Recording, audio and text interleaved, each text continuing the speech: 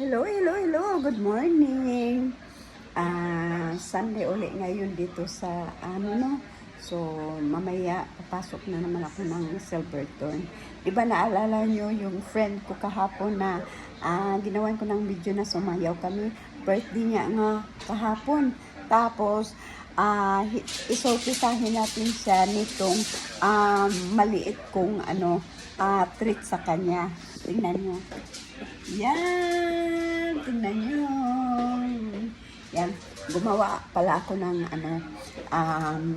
banana cake sa kanya this morning. Kaya, yan, binalot ko yan isa-isa. Naging isang lusina. Tapos, dadaan naman kami ni Honey doon sa may Tim Hortons Coffee.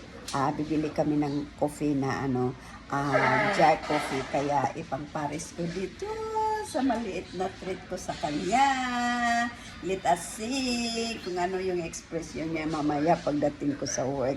So, watch it! Thank you for video, guys! Watching our video. Thank you. Bye-bye!